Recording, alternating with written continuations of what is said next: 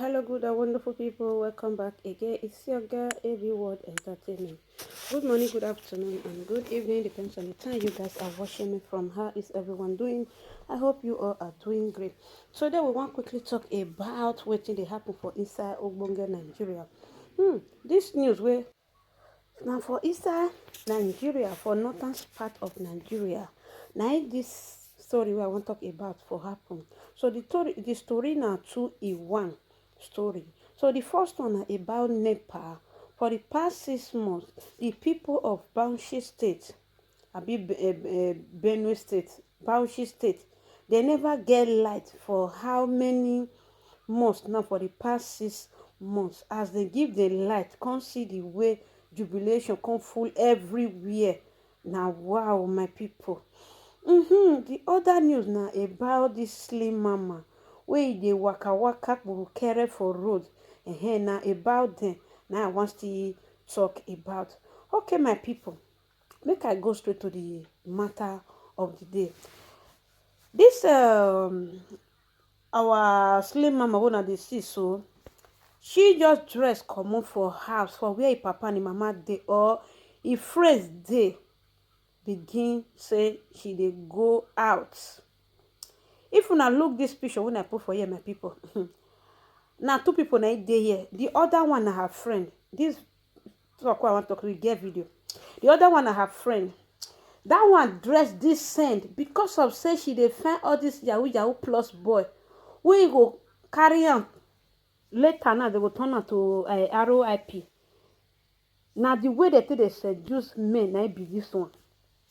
This slim mama wey I dey talk about too, this slim mama, slim queen, slave queen, whether na slave or be na slim queen, I no know wetin they dey call them. Na him versus one pastor. As the pastor catch the girl for road, now the pastor say he no go fit let this one comot. Instant deliverance. Now pastor give this our sister instant deliverance. Now pastor call and say, imagine wetin you wear come outside. You not supposed to wear this kind of cloth come out, my sister. You not supposed. It no fine at all. You know dey nice at all to you. Now the girl say, why pastor go talk am? Now pastor say make the video run. They call the video run. Instantly pastor come dey do deliverance for her for streets because of wetin she wear. Say e no good. How can you just wear this type of cloth come out for house? Bun short and a packing breast. How can you wear bun short and packing breast come out for house, all in the name of say you dey do slave queen dey go? You dey do slim or slave, or I don't know wetin they call am, up and down. Not be ask you for comot. You don't see the way your friend take dress decent. You don't see the way your friend take dress decent. Why not you comot the up one? Make they know the one where you dey say you don't kilometer. Even with both people said they not go even dress this kind one. Una want imitate to both wetin una dey see for movie. Why you okay? The front now, e get rope, but she not tie the front. Made her for see her say she be slave mama, be na slim mama, be na slave mama. Made her for no say you be okay. This one now, the friend can't dey cover her, meaning say e no dey good for eye at all. Now pastor come tell am say, oh yeah, kneel down, may I do deliverance for you. Say because say you still dey street like this, you never marry, you never see responsible man wey put you for house. Now because say you dey do slave mama up and down, you never ready to settle. Say that 388 demon wey dey inside your body, he needs to cast them out today so that you look responsible. Because the way some of our sisters they behave sometimes, e no good. Una even they give room to all this what is that they call them, all this yahoo yahoo plus wey they use una for go. Una they give the room where they take they see una finish. Imagine somebody, you go your dress like this, they waka they go. Wetin you wear? Are you the most beautiful person in that Nigeria? Now you come find pass for all the whole Nigeria where you go dress this kind yama yama dress, waka comot for house. Who you dey find? Yahoo plus abi yahoo. If they can't catch you now, carry you go corner, goes and stand your bekus. What you want tell your people? Say person just colobi you for road. You just carry you. Begin say you want colobi you. No, he say now you. Now you use your hand take cause all this kind of thing. You understand? No, he say now you use your hand take cause all this kind of thing. I don't know children of nowadays. What be their problem? I don't know. What be their stress? I don't know. Imagine somebody. If me come they harass you, now you go say they too they harass people. They not get respect for anybody. Now everybody they toast. Why they not go toast you like fish? They go toast you. They go even put tomatoes on top. Put attaché at atarodo. They toast you. If they carry you go corner now, you go the verse. Say why they carry you go corner? Why they carry you go corner? You understand? I bet me will learn how to dress decent. You know, come out anything for our body. If man we want really marry you or we want like you, not because say you dress half naked, and I go make the man say, "Oh baby, you look sweet." Real men they look the forehead. Real men they will see you, even though as you dirty rich, as Yoruba people talk, or moto dirty, they don't know. Or more they don't know. By their fruit you shall know them. With your face, they don't already see you. Your inner soul, now that they look, not be your outside. Now Yahoo plus. Now then they look you. You understand? Because say they want use you to do ogun. They know they look your inner. Now the outside that they look. Now the outside. I remember those days. Legis, when people they wear legis for that Nigeria that year. All this SARS. They go this one they big shege come up for their eye. How you go wear legis? You want expose? You know say legis they expose your shape and everything. That time when my elder brother and when we senior me, when they grow, they come, they wear trousers where they call whether na lapping, two trousers. Why you will wear two trousers? You know say that time once they pursue thief for that Nigeria, you go pass frontage, pass back here, come go throw away the first trouser. If you just sit down for kitchen, for person kitchen, for that they help the person they put firewood for waiting they cook, they go to say maybe another person, but you don't throw away the other one put for inside drum. Do you understand? So those if SARS they do beat una go they talk say what SARS they do, you know good or this and this. If not because of if not this pastor will come rescue you, because the man feel say na demon, na they inside you. The man feel say you not dey normal. The pastor they tell us say you not dey normal. The guy they tell us I dey normal. Pastor say you not dey normal. He say pastor stop saying it. I dey normal. I'm okay. I'm not sick. I'm okay. Now pastor say lie. You lie. You not dey okay. If you dey okay, you know go dress come up for house like this. Wear nightgown on top of pint and packing breast. And pastor begin to deliver na koro. And the pastor comes to give her money. Me take go buy decent clothes. Me she for see better husband. Because the one way she they look for now those mommy water children. We want carry and take do ogun wo tomorrow. You understand? Now she they look for. Now pastor come take deliver her for koro afternoon. I will put the video make una look the video my people. So when we walk out why be a Are you alright or what? Are you alright? It's a seduction. Are you okay? Stop! Stop it! Are you alright? Your way is okay? In the name of Jesus Christ, I decree from today I stop carrying me! Listen to me. You're embarrassing me! From Stop it today, now! the Lord said your wedding is a seduction clothes. If I be a servant of God, you will remove this cloth at your wedding. No, open up for you. Stop hitting me! Kneel down. In the name of Jesus Christ, kneel down. You will not wear this kind of clothes anymore. Every power, I want to tell you, the reason why men are not coming around you, this government, is because you're wearing a seduction clothes. From today, you will wear a reasonable clothes that bring reasonable men to you. I rebuke marine power in your life in the name of Jesus Christ. I will give you money now. You will go and buy clothes. In the name of Jesus Qual é o Christ, problema? I rebuke that spirit. I decree in the name of Jesus Christ, if I be a servant of God, today you will be liberated from every mighty power. In Jesus' name we pray. My people, things they happen for this our country, Nigeria. Since when Nigeria take sell their meter, sell their transformer, dash, chinko, sell all this naked wire, make they take do generator, can't give them. Since then, Nigeria, they don't know peace again.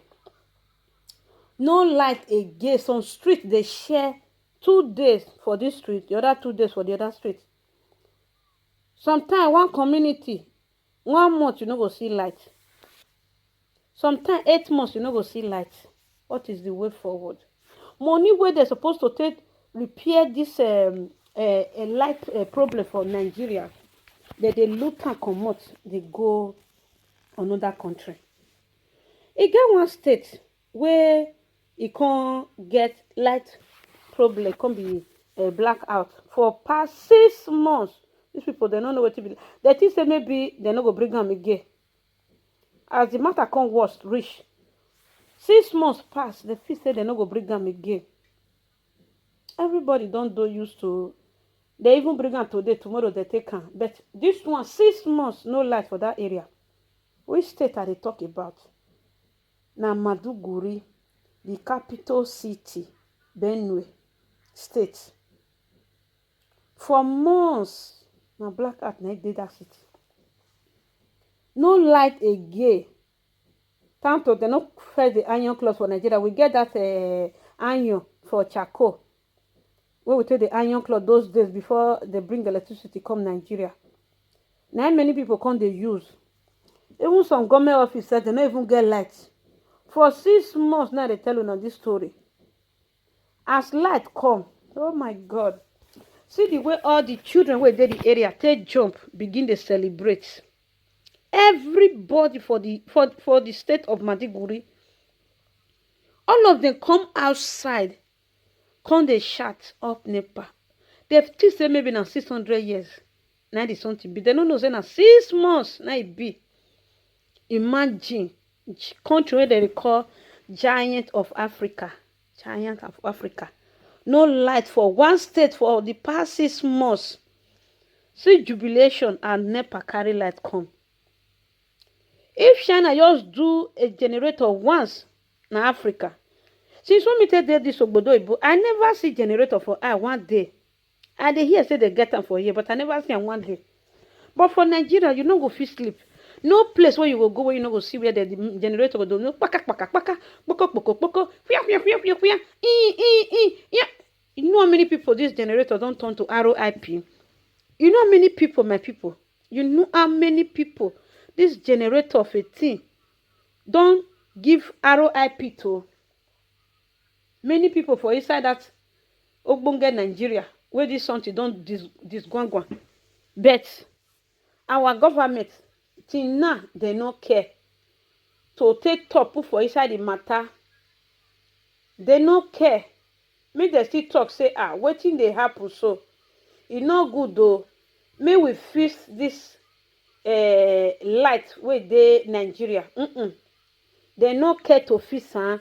When they won't even fix am, they never even know. Even the president said they never born am. My people, I go leave una, make una watch the way Maiduguri as a whole, all of them. Shame on Nigeria leaders. If you carry pikin comot for Ogbodo Ibu for here, carry them go Nigeria. Once NEPA sees like they go, they ask you, Mama, Keche, what is it? What's this? What is going on? Because since when they take born, they if not 10 years pikin, you never hear them when they say NEPA sees light.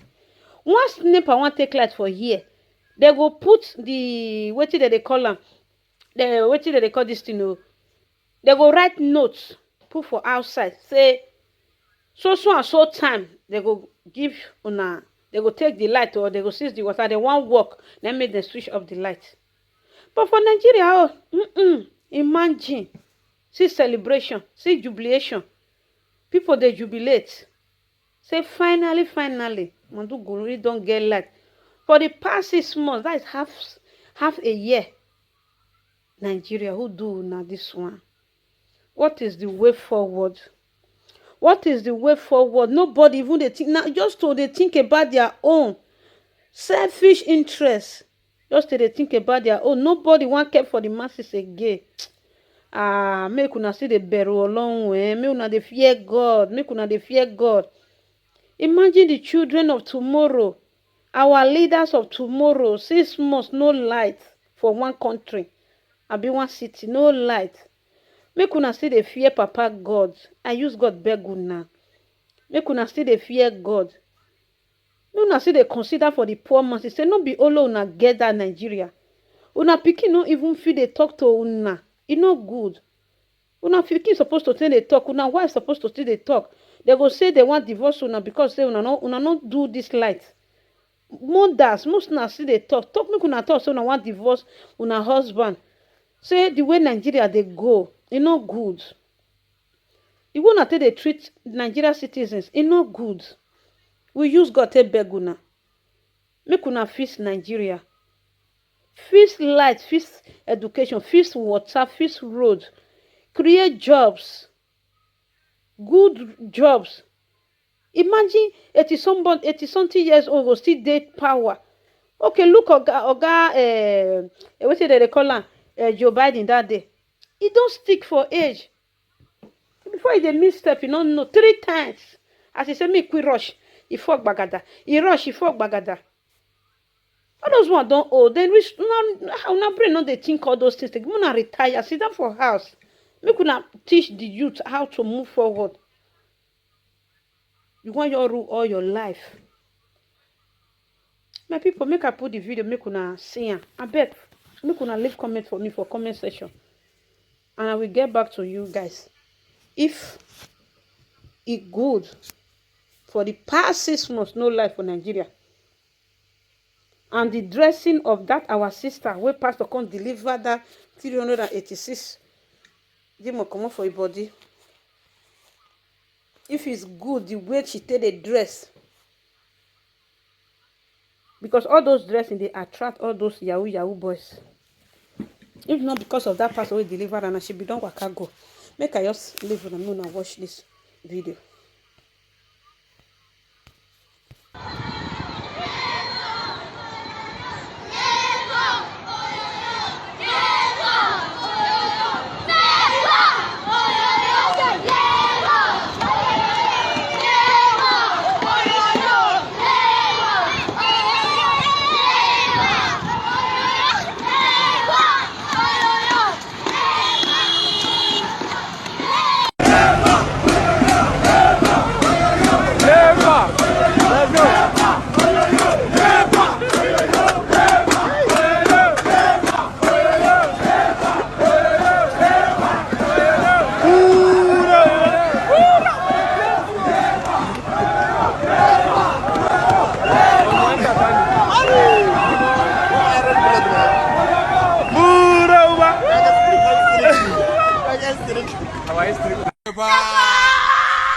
Nepa! Yo an samu ta anguwa. Nepa! Aka wutan nepa? Dan girman Allah ba. Me aka wayo Allah. Yeah! Ai ko wallahi da wuta anguwa ku kauyen Alu. Yo Allah samari wutan nepa. Celebration ne nepa.